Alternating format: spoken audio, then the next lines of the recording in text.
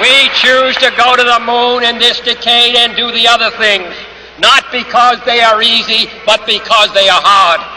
When President Kennedy made this speech in 1961, little did he know we were already there.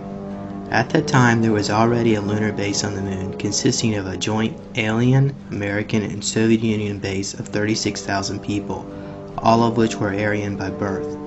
This massive facility located under the Jules Verne crater was operated by a group within the NSA known as Blue Moon. Then on May 22, 1962, a secret space probe landed on Mars which confirmed life could be supported. Soon after, a colony of over 500,000 occupants was constructed below the Martian surface. But how this all began takes us back to 1917 when members of the German Thule secret society channeled messages from extraterrestrials in the Aldebaran system. They received instructions on how to build a device which would harness the power of the Vril, or the Black Sun. These secret teachings spawned the Black Sun Secret Society, the Vril Secret Society, the SS, and ultimately the Third Reich. These occultists understood how to harness the energy of the Black Sun. According to Sumerian occultism, the sun illuminates the exterior, but the Black Sun is an invisible beam of light which illuminates the soul of man, which is the divine light. They all understood the coming of the golden age of humanity was at hand, and the changeover from the age of Pisces to the age of Aquarius. When Adolf Hitler learned of these secret teachings, he realized the world would have to change to make way for the new age. His version of a Third Reich drawed on leaders from these secret societies with their emblem being the Black Sun. Together these occultists became obsessed with building a prototype flying saucer powered by the energy of the Black Sun. By the end of the Second World War, Germany was in possession of a secret weapon which resembled a UFO. Known as the Vril and Haunebu 2, these crafts could travel at Mach 12. When rumors of these technologies began leaking out of Germany, the Allied forces became worried. According to Vladimir Turisky, the Bulgarian-born engineer and physicist, these crafts would launch from a secret base in Antarctica and then would travel to a small lunar outpost on the moon. But even more incredible, he revealed that the Nazis landed on Mars in mid-January 1946 after 8 months of heavy flight with a basically volunteer suicide crew of Germans and Japanese and a giant 230-foot diameter dreadnought, again running on free energy, basically the Hans Kohler converters of gravity energy into the electromagnetic energy of the flight. After the war, Alan Dulles, Wild Bill Donovan, and George H. Bush was busy locating these Nazi scientists to implant within the U.S. military-industrial complex. This was known as Project Paperclip in Odessa. Once firmly implanted, they continued their secret experiments under the watchful eye of the American military. In 1947, with the crash of Roswell in New Mexico, President Truman created a secret study group to investigate the alien presence. This eventually became known as Majority 12, not Majestic 12 as the Hope documents analyzed by Stanton Friedman suggest. In 1954, President Dwight Eisenhower consulted with his friend Nelson Rockefeller about how to deal with the alien issue. Rockefeller suggested he set up a think tank to investigate the issue.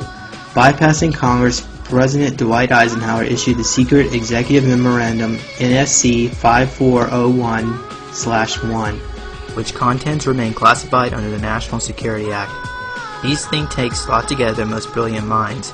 It was literally a who's who of scientists and elites representing members of the Executive Council of the Bilderberg Group and the Council of Foreign Relations. This decision was the worst mistake of Eisenhower's presidency, and on his farewell address he issued his final warning to the American public. In the councils of government, we must guard against the acquisition of unwarranted influence, whether sought or unsought, by the military-industrial complex. The potential for the disastrous rise of misplaced power exists and will persist. MJ-12 determined that humanity was not ready to accept the alien presence. They also realized that humanity would not be able to survive past the year 2000 at its current rate of destruction. They determined that provisions would have to be made to ensure humanity's survival if a catastrophic collapse of the world civilization would occur. This was known as Alternatives 1, 2, and 3.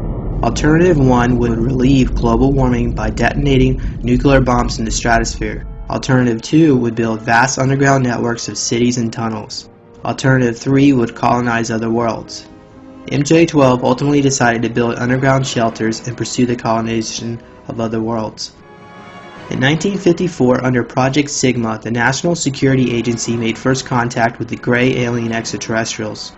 Soon after, the Greada Treaty was signed, which would allow the United States government to trade technology with the ETs and to backward engineer an underground bases. In exchange, the ETs would be allowed to abduct people in a limited manner. MJ-12 knew funding of such a large and expensive facilities would require enormous funding. To prevent any congressional oversight, MJ-12 determined a secret source of funding would be required. At first, money was channeled from the national budget. When this wasn't sufficient enough funding, MJ-12 recruited the young George H. Bush from Zapata Oil Company to smuggle in cocaine and heroin for the CIA. Today, the CIA brings in over $2.5 trillion annually for the black budget. In 1963, when Kennedy first learned of the alien president's drug trafficking problem, he gave an ultimatum to MJ-12. If they did not cease and tell the American public the truth, heads would soon roll. Kennedy planned to inform the American people within the following year and ordered them to implement his decision by then. Because Kennedy was not a member of CFR, nor did he have knowledge of alternatives 1, 2, or 3, his decision struck fear in those in charge. So the policy committee of MJ-12 made the decision to have Kennedy assassinated. Kennedy was murdered by the Secret Service and MJ-12 agent who drove his limo. All those who witnessed William Greer shoot Kennedy were murdered within 2 years of the event. Only Jackie Kennedy was spared through fear and intimidation. The truth is, the Warren Commission was a farce, and most members were also CFR members. Ladies and gentlemen, the very word secrecy is repugnant in a free and open society, and we are, as a people, inherently and historically opposed to secret societies, to secret oaths, and to secret proceedings. For we are opposed around the world by a monolithic and ruthless conspiracy that relies primarily on covert means for expanding its sphere of influence, on infiltration instead of invasion, on subversion instead of elections, on intimidation instead of free choice. It is a system which has conscripted vast human and material resources into the building of a tightly knit, highly efficient machine that combines military, diplomatic, intelligence, economic, scientific, and political operations. Its preparations are concealed, not published. Its mistakes are buried, not headlined. Its dissenters are silenced, not praised. No expenditure is questioned, no secret is revealed. That is why the Athenian lawmaker Solon decreed a crime for any citizen to shrink from controversy. I am asking your help in the tremendous task of informing and alerting the American people, confident that with your help, man will be what he was born to be, free and independent.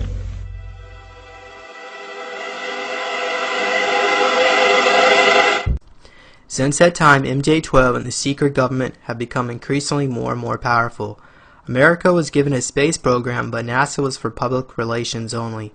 The real space program was still being operated covertly by the military. Then in 1972, the secret space program was reorganized under the CIA and is known as CSS, or the U.S. Central Security Service. They now operate the facilities of Area 51, S4, Area 52, Pine Gap, and Area 53 in the Woomera Desert, Australia.